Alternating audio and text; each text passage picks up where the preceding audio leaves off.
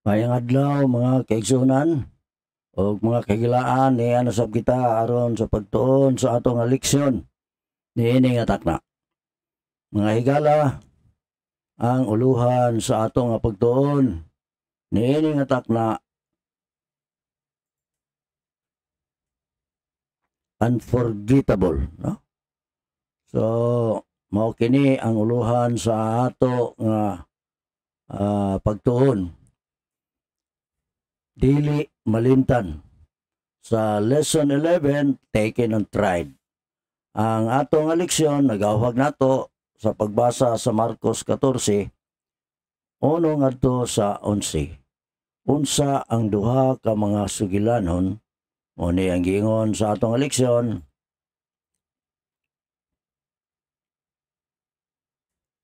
Ang lalambigit dinhi og giunsa nila pagdula ang usa-usa, no? So dinhi ato na lang isaysay ang maong narrative diretso, no? Dinhi actually ang nahitabo niini nga kahimtang mga kaigsunan mao ang kabahin sa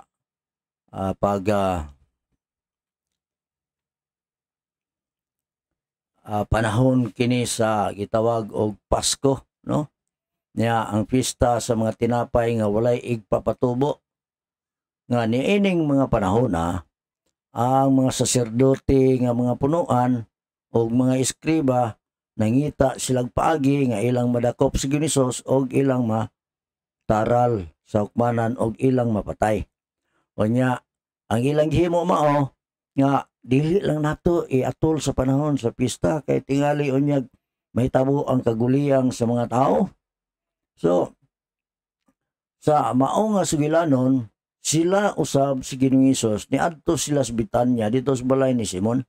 Pag-abot nila kato si Simon nga sanlahon, pag-abot nila dito lingkod sila dito tambong sa kananan. Dunay usa ka babae nga doon na siya dala nga mahal kayong pamot nga lunsayng nardo. O nya sa sulod ni ini nga mao nga botilya sinulod ni sa usa ka botilyang alabastro. Then iyan ning gibuak ang botilya og ang pahumot iyang gibubo diha sa ulo ni Ginoong Hesus. Apan sa diha nga mao ni nahitabo nasuko kini mga nakasaksi, no? Nga anong giusik-usikan man ang pahumot dinha, no? Nga ibaliga ni mahal ba ni kayo maabot ni mga 3 ka gatos ka mga denaryo. May na lang ning halin ani hatag ngadto sa mga kabus. So nangasuko sila. Apan si Ginoong Hesus sa maong sugilanon ingon pa niya, pasagdi lang na siya kay nganong inyo man siyang samukon. Usa ka mayong buhat kining gihimo sa maong babay. Kini nga babay wala hinganla dinhi sa sulat Marcos, no? Sa maong nga sugilanon kun imo ning padayon nun dito sa unahan ani naghisgot na usab ngadto kang Judas nga Iscariote nga may duol ngadto sa mga saserdote sa mga punuan. Unya, ang iyang tuyo dito nga si Ginisos, iyang itugyan ngadto niini mga tawana. Pagkadungog nila nga mo ni ang himuon ni Judas Iscariote nga usa sa mga napulog duha ka mga tinunan, perti nilang lipaya. Unya, ilang gisaaran si Judas sa paghatag niya kwarta kon mahitabo na ning iyang gisulti. So, mao na siya ang narrative dinhi sa atong sugilanon. Sa atong pagtuon niini nga takna sa nining mga adlaw, no? Dinhi karon gi-indicate atong mapamalandungan ni siya.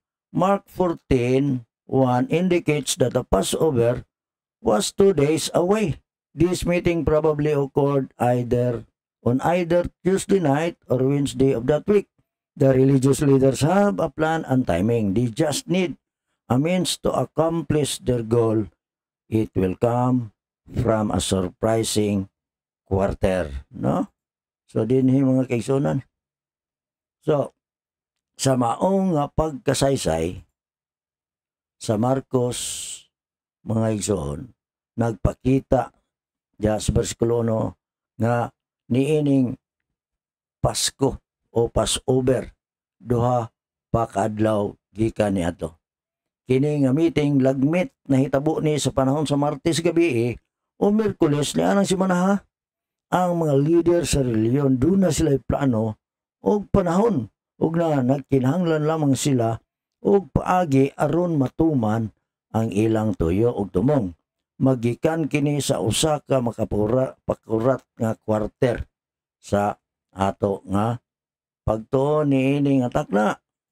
So, padayon nagaingon din this passage is the fifth sandwich story in Mark lesson 3. The story of the plot against Jesus is linked with the story of a woman who anoints Jesus' head with precious perfume. Two parallel characters do opposite actions, displaying an ironic contrast. So, dinhi, doon ay malink nini mga sugilanon sa usa ka babae o sa iyang pag-anoint kang Ginisos, doon ay managkasukwahi nga sugilanon nga ato makita dinhi mga ison. Kini nga tudling mao ang ikalima nga istorya sa sandwich or sandwich story. Diha sa Marcos, ato nang nalabyan nga leksyon sa lesson 3. Ang istorya sa laraw, batok kang Ginoong Hesus. No? Gilangkit sa usa ka sugilanon sa usa ka babae nga nagdihog sa ulo ni Ginoong Hesus og bililhon nga pahumot. Duha ka paralel nga mga karakter ang nagbuhat sa nagkaatbang nga mga aksyon nga nagpakita sa usa ka ironic nga kalainan. Dinhi karon niini nga atong pagpadayon nagaingon, who the woman is here is not revealed by Mark. No? Her amazing gift to Jesus stands in contrast to Judas' perfidy in betraying his Lord. She is unnamed, the woman. He is named as one of the 12, Judas. The value of her gift is listed. His price is only a promise of money. No? So, kinsa ang babae din wala gyud ni ibutyag ni Mark. Ang iyang talagsaong gasa kang Ginoong Hesus lahi sa pagkamasukihon ni Judas sa pagbudhi sa iyang Ginoo. Siya wala nganli ang maong babae. Gitawag siya sa usa sa mga napulog duha. Kining giingon din nga gitawag siya sa usa murag kontrast mga ni duha. Mao ni si Judas. Ang bili sa iyang gasa gilista katong sa babae. Ang iyang bili usa lamang kasaad sa salapi. So sa kang Judas saad ra sa kwarta. Samtang katong babae dinhi sa maong nga sugilanon ang iya ang gihimo ngadto kay Ginoos na identify sa atong gibasa kaganiha sa narrative sa atong pagtuon. So dinhi mga higala, mga igsoon, atong pamalandungan dinhi ang maong sugilanon. Now, no specific reason is given for why she does this. Wa gyud rason nga gihatag. Nganong iyan gihimo? But the guests at the dinner are appalled by what they consider a grand waste of clothes to a year's wages in pouring out the perfume on Jesus. No? Walay espesipikong rason nga gihatag kung nganong gibuhat niya kini. Wajat, apan ang mga bisita sa panihapon nahingangha sa ilang giisip ang dakong pag-usik-usik sa duulan usa ka tuig nga suhol sa pagbukbo sa pahumot ngadto kang Ginoong Hesus, mga igsoon. So imong malantaw nga sa maong sugilanon wala magbali ang maong babae sa kamahal sa pahumot nga iyang gibukbo diha sa ulan ni Hesus. Imagine, una-unaan na to, usa ka tuig nga sweldohan. Now, padayon ta. Jesus, however, interposes in her defense and says that what she has done will be included in gospel proclamation throughout the world as a memorial to her. No?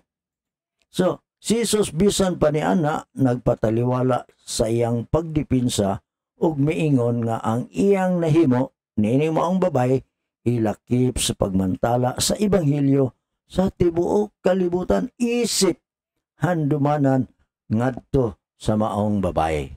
No? It is unforgettable. Kini dili gayud malimtan. Balikon ako.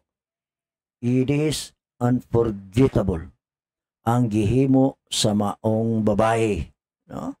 Wala mahitabo sukad sa natukod ang kalibutan. No? Indeed, all four Gospels tell this story in one form or another, probably because of Jesus' words, memorializing her deed. No? Sa pagkatinuod, ang tanang upat ka Ebanghelyo, naghatag niining maong sugilanon, nag-asoy niining maong nga istorya. Sa usa ka porma o sa lain lagmit tungod sa mga pulong ni Ginoong Hesus nga naghandom sa iyang buhat. No? Judas' betrayal also is unforgettable. Di ba? Mark implies that his motive was greed. The Gospel of John makes it explicit. John 12:4-6. So, ang pagbudhi ni Judas dili usab makalimtan. So, two unforgettables, no? Nga dili malimtan ang babae nga nagbubo sa pahumot diha sa ulo ni Ginoong Hesus ug si Judas nga nagbudhi sa iyang Ginoo. No? Gipasabot ni Mark nga ang iyang motibo mao'y kahakog. No? Grabe. Ang Ebanghelyo ni Juan naghimo niini nga klaro. So dito sa Ebanghelyo ni Juan, mas grabe katinaw ang gipasabot nga hitungod gyud niining pagbudhi ni Judas. No? Makalilisang nga tao sa tibuok kalibutan, nakaako siya budhi sa tao sa iyang Ginoo mga kaisonan. Mark contains a play on the word good in order to illustrate that two different motives or plots are in play in these stories. Mga igsoon, si Marcos naundan og dula sa pulong maayo aron i-ilustrar o ihulagway nga duha ka managkalahi nga motibo o laraw ang gidula nini nga mga sugilanon o istorya. No? Jesus calls the woman's action good, beautiful. Gitawag ni Ginoong Hesus ang lihok sa babae maayo, matahom. Sa Marcos 14, versikulo 6. He says, you can always do good for the poor. No? Siya mingon nga, kanunay kang makahimo og maayo alang sa mga kabus. Marcos 14, versikulo 7. In Mark 49, he calls her deed part of the good news of the gospel. Iyang gitawag diha sa Marcos 14:9 ang buhat niining maong babae nga bahin sa maayong balita o ebanghelyo. He calls her deed part of the good news or the gospel. Mga kaigsuonan. In Mark 14:11, Judas looks for a good opportunity to betray Jesus. What this play on words suggests is that the plot of men to destroy the Messiah will actually become part of the gospel story because it brings to fruition the will of God in giving His Son for the salvation of humanity. Sa Marcos 14, versikulo 11, si Judas nangita og maayong kahigayonan sa pagbudhi kang Ginoong Hesus. Ang gisugyot niini nga mao nga dulaw kasugilanon sa mga pulong mao.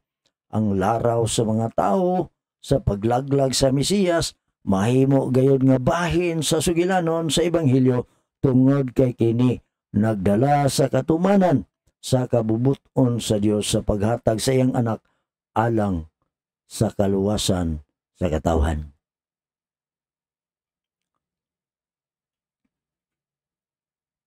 Mga kaigsunan, atong pamalandungan, no?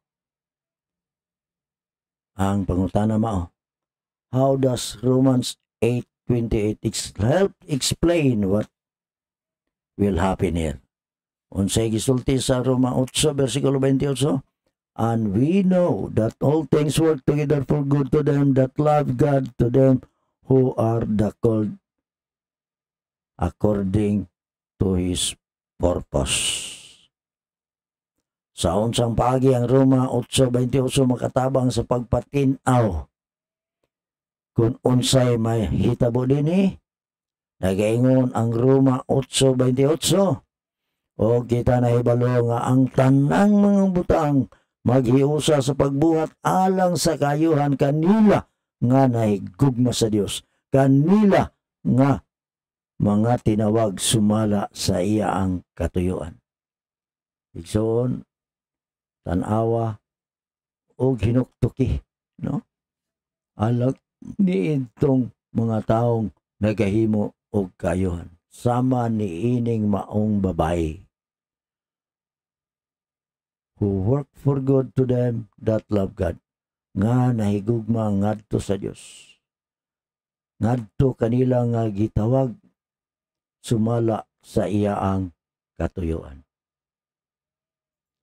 Niini nga panahon atong pamalandungan sa makadyot mga kaigsunan, ang ato ang uluhan sa ato pagtuon unforgettable. Ang gihimo sa babae dili gayud malimtan. Ang gihimo ni Judas nga pagbudi dili gayud malimtan. Balikon ako, ang gihimo sa babae sa pagdihog kang Ginoong Hesus pinaagi ni adtong mahumot nga perting mahala. Dili gyud malimtan. Ang sugilanon gikan kaniadto ug hantud karon nagapadayon. So diini nga takna sa atong pagtuon, magahimo kita sa ato nga pagampo. Gamanan maluluyo namo nga mga nakas mga langit. Salamat sa imo ang pagpahinumdum kanamo niining maong sugilanon nga managkalahi sa usa ka babae nga sa iyang gibuhat og maingon man sa usa sa mga disipulos nga nagbudhi kaniya.